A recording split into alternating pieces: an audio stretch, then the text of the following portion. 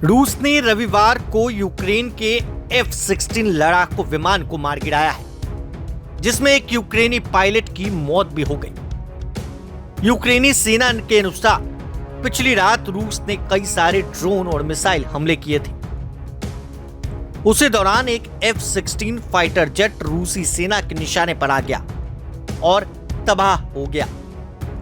रूस ने शनिवार की रात को 500 से अधिक ड्रोन और मिसाइलें दागकर अब तक का सबसे बड़ा हवाई हमला किया है।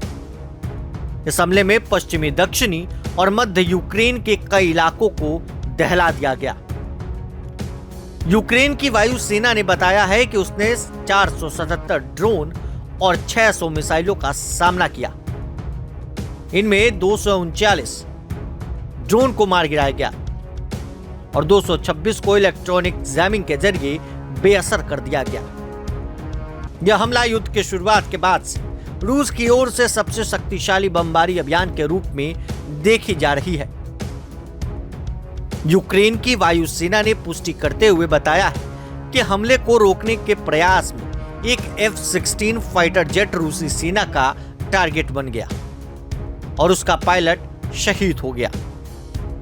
पायलट ने 7 हवाई हमलों को मार गिराया, लेकिन आखिरी टारगेट पर हमला करते समय जेट को नुकसान पहुंचा। मिसाइल से टकराने के बाद फाइटर जेट ऊंचाई से तेजी से गिरने लगा। इस दौरान पायलट आबादी वाले क्षेत्र से विमान को दूर ले जाने की कोशिश करता रहा। यूक्रेन की वायुसेना ने टेलीग्राम पर बयान जारी करते हुए कहा है कि पायलट ने अपने सभी ऑनबोर्ड हथियारों को इस्तेमाल किया, लेकिन आखिरी हमले में विमान बुरी तरह से क्षतिग्रस्त हो गया और वह समय पर बाहर न निकल सका।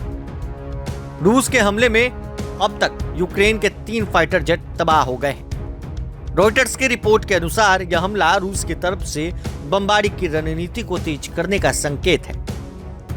एक्सपर्ट्स मान रहे हैं कि इस स्तर की सैन्य आक्रामकता से शांति वार्ता की संभावनाएं और अधिक धूमिल हो गई। रूस ने इस हमले के दौरान क्रूज, बैलिस्टिक और हाइपरसोनिक मिसाइलों के साथ साथ फॉल्स टारगेट्स यानी नकली हथियार का भी इस्तेमाल किया, ताकि यूक्रेनी डिफेंस सिस्टम को भ्रमित किया जा सके। यह हमला अब तक का सबसे बड़ा हमला माना जा रहा है। यूक्रेन को हाल ही में नीदरलैंड और डेनमार्क की मदद से F-16 लड़ाकू विमान की पहली खेप मिली थी। इन विमानों को अमेरिकी ट्रेनिंग और तकनीकी सहयोग के तहत अमेरिकी ट्रेनिंग के लिए इस्तेमाल किया जा रहा था।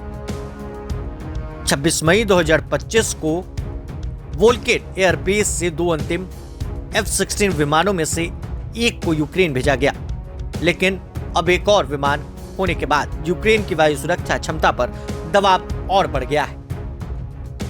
बने रहें प्रभात खबर के साथ। आपका शुक्रिया। प्रभातखबर.com, विश्वास वही, रफ्तार नहीं।